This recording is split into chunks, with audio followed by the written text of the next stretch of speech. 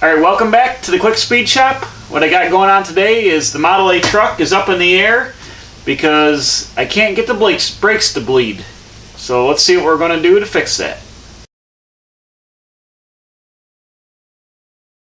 So Jack was over here for multiple hours with me trying to get the brakes bled on this truck. We got rear brakes, we don't have front brakes. We pumped and pumped and pumped about 8 billion times to the point where he had to go home because his legs hurt. So what happens is the rear is working fine. Once in a while we'd get some pressure at this wheel and then we'd bleed it and then it'd be lost for another like 20 minutes and then all of a sudden it'd come back. So what I think is happening is this has got a aftermarket, I think Speedway Motors Corvette style master cylinder. And what I think is going on is either my dad didn't bench bleed this when he did it originally, or there's something wrong with the master cylinder. So what I've determined is the master cylinder has to come out. I'm going to try bench bleed it again and see if that does anything. But if not, I don't really care for those Corvette cylinders. They're too big and they were usually originally for disc setups, and this is drum. I'd rather have a drum master cylinder. So I run on my other cars with drums all the way around is a 67 Ford Mustang drum master cylinder. They're smaller and they work good for these Ford applications. So I'm going to pull that master cylinder out, and I happen to have a spare brand new master cylinder for a Mustang here. So let's go into the truck and I'll show you what I'm talking about. Alright, so what we got under here is we got the Corvette master cylinder mounted with the rod over here that operates it.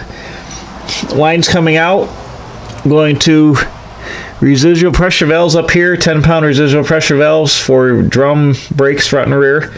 Then the lines come down and they go into this Wilwood proportioning valve, which the front lines go in here and go out. Here's your brake light switch, and then the rear lines go in and out, and you've got an adjustable proportioning valve so you can back the rear brakes off if you had too much rear braking. I'm going to go ahead and brake these lines, unbolt the master cylinder, pull this out of here, and we'll go up to the workbench and see what we see. Alright, here's a clue that something's bad is going on here. This is the rear brakes, which are working fine, and you can see the fluid is clear. I can see all the way to the bottom of the master cylinder. This is the front brake reservoir, which is all rusty and nasty. So I think there's definitely something going on with this master cylinder. But I got my bleed lines in. I can try bench bleed this just by stroking the piston. That's what she said. Stroking the piston here and see what happens. You should stroke it all the way down like this. And you just want to look for air coming out.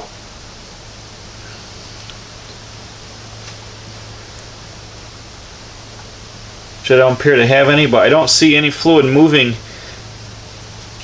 Here you can see that when I hit it, it blows up some fluid from the back. See that? I don't see that happening here.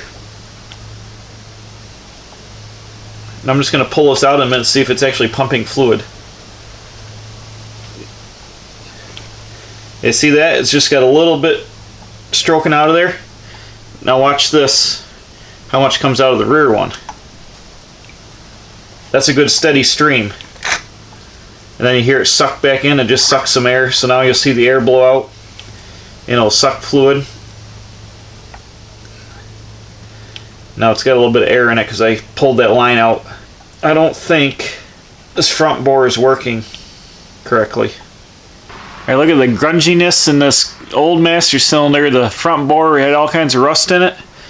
And there had to be junk down in there that wasn't making it work right. So that appears to be SOL. I will probably save the chrome top though. So here's the Mustang one, and I've got the bleeder kit. What I am going to have to do is here's the push rod. I've got to add 1 inch to this because this Corvette one had a flush end on it, and this one the rod goes in the master cylinder 1 inch. So I'm going to have to weld a round piece of round rod on that's 1 inch longer. I'll show you how to bench bleed this master cylinder. So to bench bleed this, we're going to take the push rod and slowly run the piston. Hold on, I'll be right back. Got a phone call, be right back. Okay, back at it. See here, air bubbles, the thing's percolating a little bit, but we're going to stroke it real slow. Also what she said. And push the air out of it. You always got to bench bleed your master cylinders or you'll never be able to bleed the brakes. Whoa. So that one just spurted, it's getting pretty close. Still getting air out of this other side. And the piston's getting a lot stiffer to push on. So we're getting close now. So I'm going to go ahead and let this sit for a little bit and see if any air is going to percolate out of it, and then I'll do it again, bench bleed it again, but it's the push is getting real firm here, so I think I got it pretty good. It's got a real nice, real firm pedal push. It takes a lot of effort to push it. So that's how you bench bleed your master cylinder. You always have to do this before you put it in the car, or you'll never get the brakes to bleed because air will be trapped in the cylinder here. It says right in the instructions, pretty big letters, you always have to bench bleed the master cylinder first. You can get a kit like this of rubber lines, and if you don't have this, you can bend up some metal brake lines and just have them go in, but the ends of them have to be below the fluid so the air can come out, and then it sucks clean fluid back in. I'll do all that, and then we'll bolt it back in the truck, and we'll see if the brakes are going to work. Alright, bam, there we go. Got the Mustang master cylinder mounted up here. It bolted to the same spot that the Corvette style one did. I didn't have to do anything with the holes. We're going to run back here to the residual pressure valves. 10 pounds front and rear because of the four-wheel drum brakes. And then I got the, over here, got the Willwood proportioning valve for the rear brakes and the brake light switch here. So everything appears to be good. We got the brakes bled. Jack stopped by again and it bled up right away. I got front brakes and rear brakes now. And the master cylinder is good to go. So I'm going to go and set the truck down. And I think we'll take a little bit of a ride up and down the block and see how it works. The moment of truth. Let's go try it out.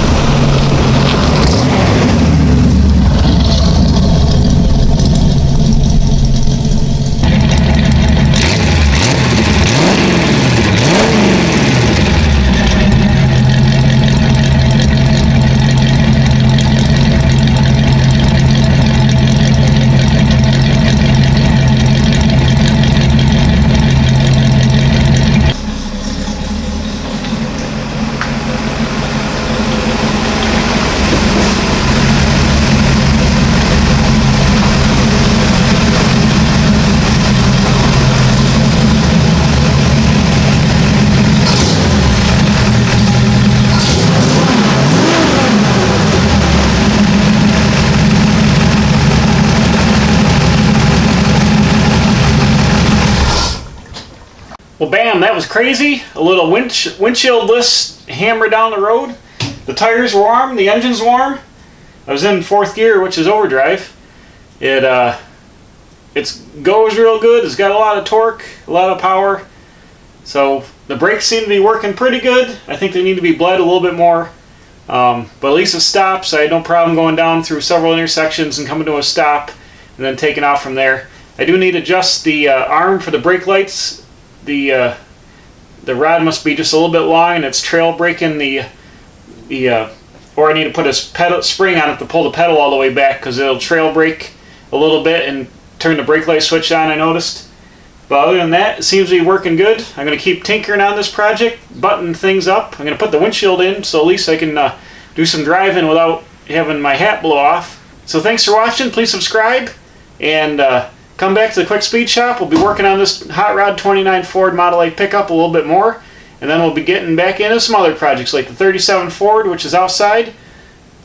Isn't running as good as I want to now, so I think I might pull the 60 horse motor out of it and put an 85 horse flathead in it. But that's for another day. Let's keep working on this thing and get it done and get it out of here. So please subscribe, hit the alerts, hit the button, blue bell, whatever it's called, hit it over there, bang. We'll see you again at the Quick Speed Shop.